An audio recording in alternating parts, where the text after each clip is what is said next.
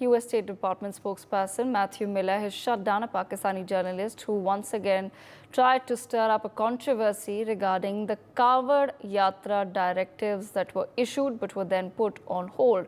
U.S. emphasized that it was aware of the reports as well as India's Supreme Court's interim order stating that the implementation of the directives must be halted. Pakistani journalist has now raked up this Kanwar Yatra route diktat in which UP and Uttarakhand governments have issued directives to eateries and food stalls along the Kanwar Yatra route to display the names of their owners. This is the second incident where Pakistan has raised an internal matter of India in the United States of America. Earlier, remember, Pakistan also tried to link India with the assassination attempt on former US President Donald Trump, but US shut down that claim as well. It now seems that these are all desperate attempts by Pakistan at the international level to show that there is some form of religious discrimination that is taking place in India. This, of course, comes amid Pakistan's own minorities are facing not just discrimination but blatant murder in Pakistan. Attacks on Hindu temples and Sikh gurdwaras as well as on Hindus and Sikhs continues to be on the rise in Pakistan. We quickly listen in to some of the recent attempts that Pakistani journalists have made on US soil against India.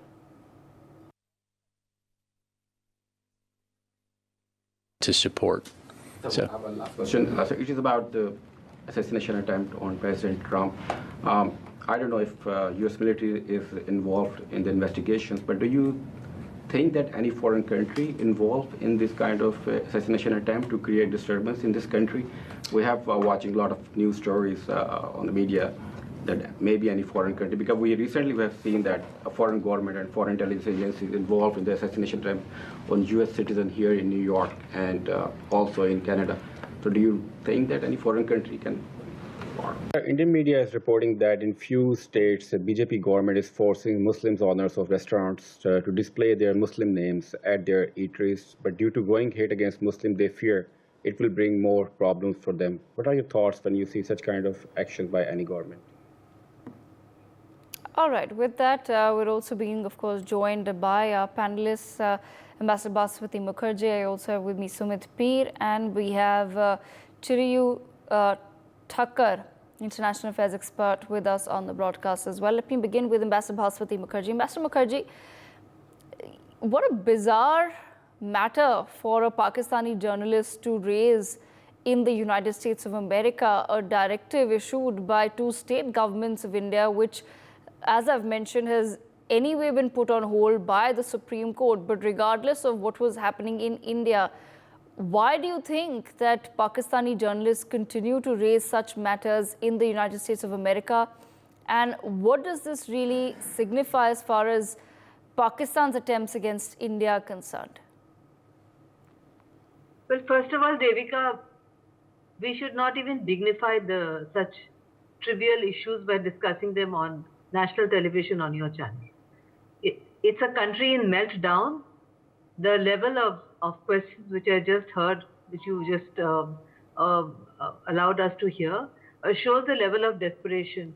I could ask a counter question that why in many countries, including in Pakistan, why is one obliged to show the certification of halal on not just on meat but on other products? They are now trying to bring in halal certification on date coming in, etc., etc. Where is the connection between halal and dates? I can understand the connection between halal and meat, right? So these are, but have we raised such issues? We have not. We should not raise such issues. They are germane to Pakistan or the country concerned. They concern the internal affair of that country. As far as the Kaveri issue is concerned, irrespective of the Supreme Court directive, this has been in place for many years. It was not brought in by the BJP government. It has been in place with earlier governments also. The intention actually is to ascertain whether the place is veg or non-veg. That is the real reason. It's not intended to establish whether the chef, the religion of the chef or the owner. It is basically because it's a religious pilgrimage, and they are supposed to have a particular kind of diet during those days when they are walking up and down to get the holy water, and they are supposed to follow a particular diet. The effort was to ascertain that the food would be purely vegetarian. So it has been blown out of all proportion, and it has also been wrongly assumed that it was an initiative coming from the present UP or Uttarakhand government, whereas it has been in existence for many years. But as you rightly pointed out, it is completely an internal affair of India. Because it's an internal affair, because India is a functional democracy, the matter was taken by those who did not like the ruling to the Supreme Court, who gave a temporary ruling, and the government has accepted it. So where is the question of it being debated or discussed in Washington, or some Pakistani journalist raising it in Washington, which gives also the wrong impression that is the United States the imperial master of Pakistan? We are an emerging great power. We are a functional democracy. Our parliament and our Supreme Court, our courts, our judiciary, our legislature are more than capable of defending our democracy, and we don't want any internal interference. And I find the question that was raised about President Trump's attempted assassination, if anything, was not on the debate, even more outrageous, if anything. And I think it really shows the desperate level to which Pakistani journalists in US have fallen, that they can even ask such questions and bring ridicule upon themselves and their country. Devika.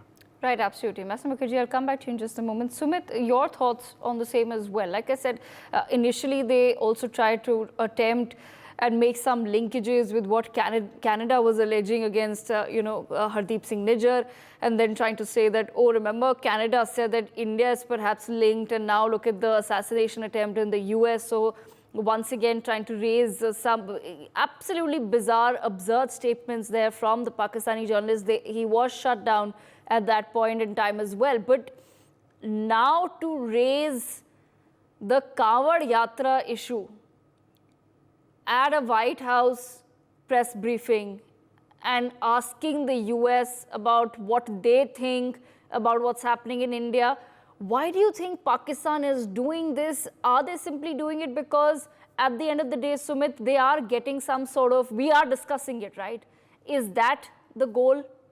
And is that what we also then perhaps need to think about, that instead of responding or shutting down Pakistan or trying to tell Pakistan to look into into a mirror and look at what's happening in its own country, we also perhaps should not be giving anything that is coming out from Pakistani journalists any sort of attention in India, because this is perhaps their end goal. One can't understand why such an absurd issue would be raised before a spokesperson of the White House, before the United States of America. What do you think of the directives about the Kanwar Yatra issue? Firstly, who's going to educate him about what the Kanwar Yatra even is? Devika ji, thank you for having me on your show. Look, Pakistan is circus of absurd. The first and the most important thing I want to clear is, let it be Pakistan or United States of America, you have no loci in our internal affairs. That has to be amply clear. It is none of your business. Mind your own business. That is the first important thing. Look, Pakistan is trying to create an impression that the Muslims in India are targeted. The BJP and the Modi government is targeting Muslims. They have been trying to run this canard for last 10 years. Imminent Muslim genocide. How many their side heroes and sidekicks in India were also supporting them on that. Then they will quote that from X, Y, Z from Indian media, say this is because this portal has written it, and you know how these portals are, where they get funded from, and how is the Chinese money funding them. That's not the question here. That these have written, that's why we are telling about this. The challenge is that he's saying that, you see, fundamentally the question is wrong. Muslim owners are asked to display their names. No, it's not Muslim owners. All the eateries owners were asked to display their names. Now the Supreme Court said it's not mandatory, it's not required. But still, whoever wants to display a name, even today anywhere in India, can display the name of the shop. That is not a problem. They are just trying to cast aspersions that the Muslims are targeted in India. They're trying to say, oh, this is the Muslim ban. And, you know, there were even some who were trying to link it even within our political system to apartheid. They were linking it to the marking of Jews by Nazi Hitler, Germany. So these people are only picking up those threads and trying to make the issue international. The tyranny of our times is if for a holy yatra, if there is an X amount of SOP to maintain the religious harmony and to have the right, because we have seen this Hariom Daba and the owner is some Muslim guy. We have seen Om Namah Shivaya Daba, owner is a Muslim guy. We have seen these things happen. And we have even seen in the name of a Nokar, you can get a license from Hari Mohan Sharma and it can be some Muslim guy running it. So, and we have seen a lot of incidents of spitting and all those things which are pretty much on the social media. Now, controlling these things and letting a yatra be sattvic for a Kavadiya who's walking 1,000 kilometers for his holy water and for as a matter of his devotion. Now, if some SOPs have been brought in temporarily, how does it become a subject of discussion in the White House? What does White House got to do with it? Now, can I ask in the White House what does these food tickets mean? Can I ask White House what is the average age of a black man? Can I ask the White House what does your president in making talk of a Muslim ban? Can I ask him what does he talk of the biggest deportation of all the times? Can I ask him what is this mass deportation of Islamists from US universities? These have been all a part of US rhetoric. And can I ask what is Mr. Van is saying? Mr. Van is saying that UK will be the first Islam country with the Islamic bomb. I mean, there are a lot of things which happen. Now, if White House is giving space and giving space to such nutcases, it is only diminishing their aura. Such illiterate jihadis should not be allowed in the conference. Why are you letting them? Look, in Pakistan, 80% of the pilots have nakli license, farji license. Ghar mein print karte hain. Now, even these people who claim to be journalists, are they working for ISI? Have they printed their degree? Where do they come from? I mean, how on earth is White House letting them get in there, and how is even the press secretary even asking that? He should have said, please let this man show him the day out. Look, you want to have relations with India, you are saying India is a strategic ally, you have to respect your things, you have to respect your things. Is it untrue that in US there is so much of fentanyl which can wipe out 5 states of United States of America? Aren't we talking of the zombie drug? Aren't we talking of the meat-eating drug? Aren't we talking of the food tickets? Aren't we talking of in 100 days, your debt is increasing by $1 trillion? There are so many things even which we can talk about. There are so many atrocities which we can talk about, but we are not. That is their business. Let them mind their business and let us be our business. We are a superpower in making. It is very important for United States of America to not let such दो कौड़ी के journalists to enter such briefings and ask questions vis-a-vis India. If he has a question, he should ask, भाई तू पाकिस्तान की बात करना. Why are you bothered about India? What India is doing, that we will see. And what does this mean? We are looking into the matter.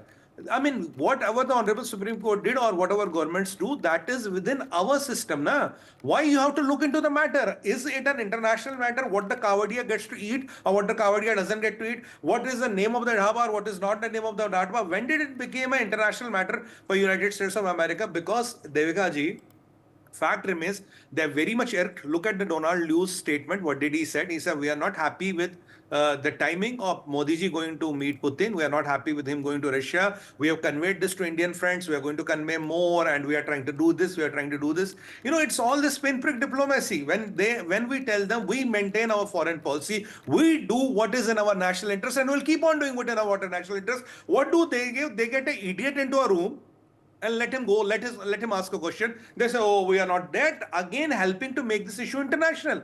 Is this a subject matter of even a discussion? This man should be sent to mental asylum and the US government should pay his fee and say, bhai, isko zara pagal khane le jao. That is what it is. President Donald Trump's assassination, for the sake of God, your FBI director has resigned, bhai. And what has India got to do with it? And such journalists is again allowed in that press conference. What does that tell you? Do you think that he's just walking in and saying the questions there? After such a stupid question, how do you really let that nutcase again come in? Because if you want to make it a mockery, you're only demeaning your aura, you're only demeaning your White House press briefings. World used to look to respect with you, but if you keep on doing this tactics and these optics, the world will look upon you. Don't make White House press briefings as PTI press briefings. That is Pakistan Tehreek-e-Insaf. Don't make it an Imran Khan show. Keep it a White House. Maintain the dignity in your interest. Don't let nut cases in. These people are insane and dangerously dangerous. And even if you go into history, geography, or just journalist Devika ji, I am very sure his chacha, mama, batija, somebody will be linked to some ISI, some jihadi organization, some terrorist organization. This is what Pakistanis do. Why can't Americans get this straight? I'm appalled. How can you give space to such nutcases? Oh my God, atrocious. Right. Absolutely. And let me bring in Chirayu Thakkar into the conversation as well. Mr. Thakkar, I want to understand your thoughts as well on the same. A very pertinent point there raised by Sumit P, that this is not the first instance of a Pakistani journalist raising an absurd question in a White House briefing. So, do you feel that the United States of America is also then perhaps sending out some sort of a message by allowing such people in the briefings?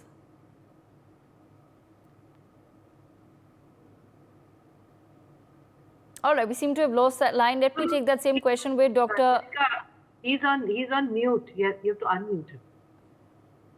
Okay, we'll try to bring him back from the conversation. I believe we've lost that internet connection there. But Dr. Amjad Ayub Mirza also with us on the broadcast. Mr. Mirza, let me take the same question with you. I just want to understand from your perspective, is there somewhere a message there from the United States of America as well? And why is it that the US won't just shut down these absurd allegations by Pakistan once and for all?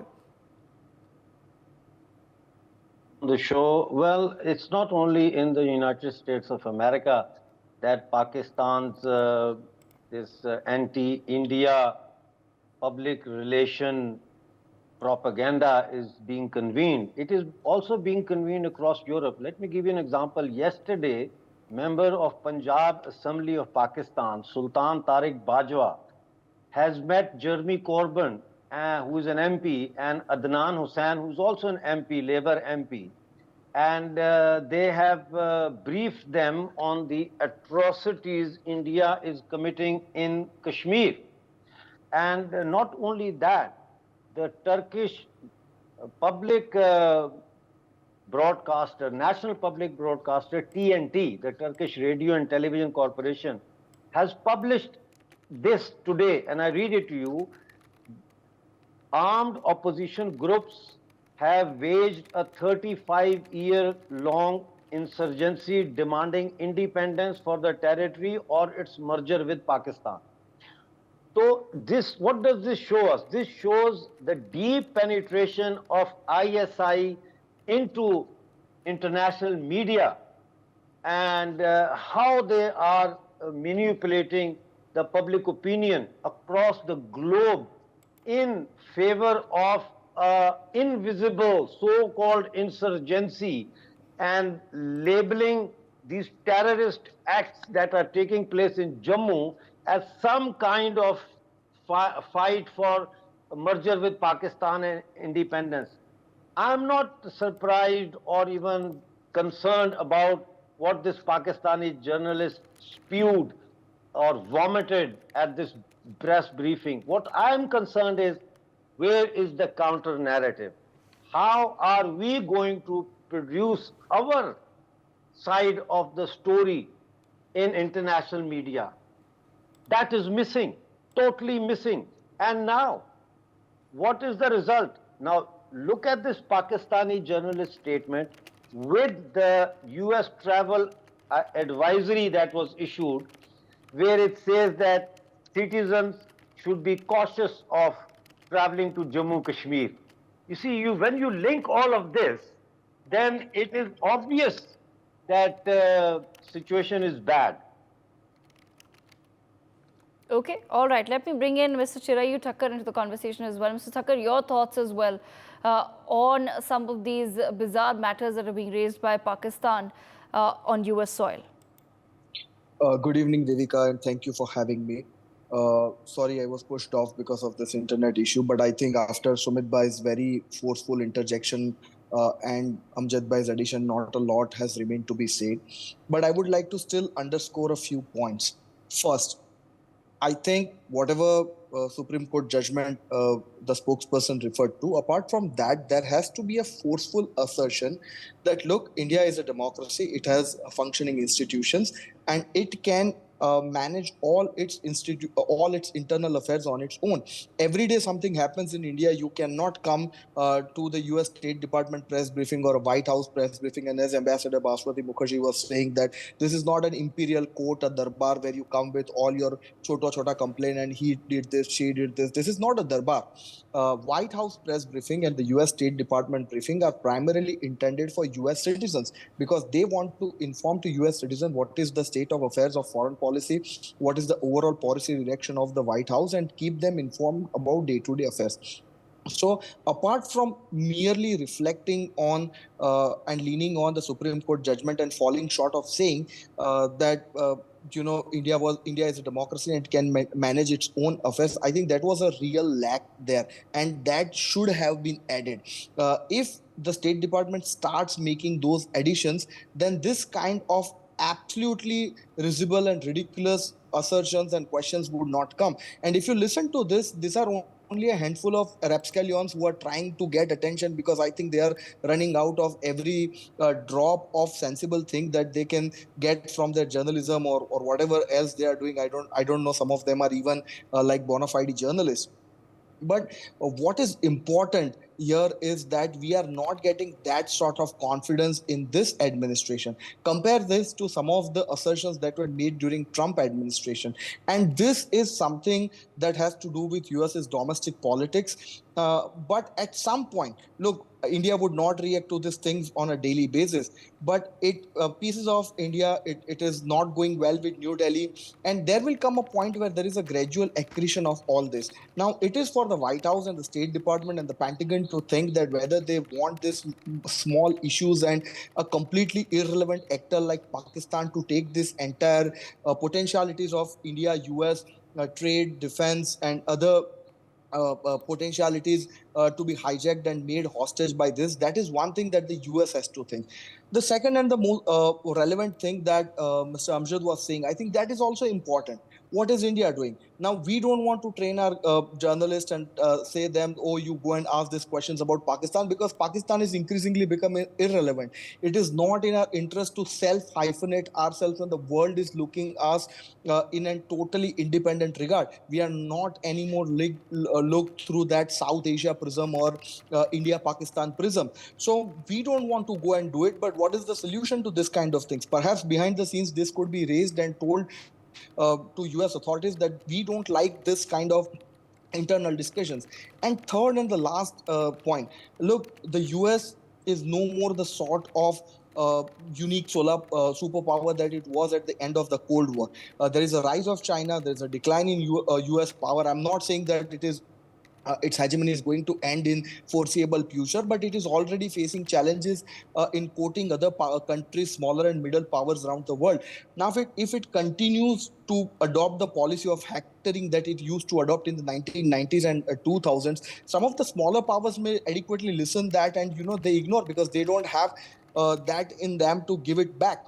But rising powers like India, there would come a point where they would say enough is enough. Remember, UK had this habit itself. And in 1997, when the Queen came to India and the Foreign Secretary tried to make some uncharitable comments about Kashmir, then Prime Minister Inder Kumar Gujral said that UK is a third-rate power and we don't want to listen to that. People want to give it back. And if the world starts commenting, it would not go down well with the US and its public. So it has also to remember that there will come a threshold after which people, those who are not seeking their favors, people who do not have security dependencies with the US, would one day say enough is enough. And do you want to create that sort of a situation with the world when the world looks at your habit and says that, you are not respecting even the basic norm of sovereignty in international affairs? So these are a couple of points that I want to add. Thank you. For more such videos, subscribe to the NewsX YouTube channel, hit the bell icon.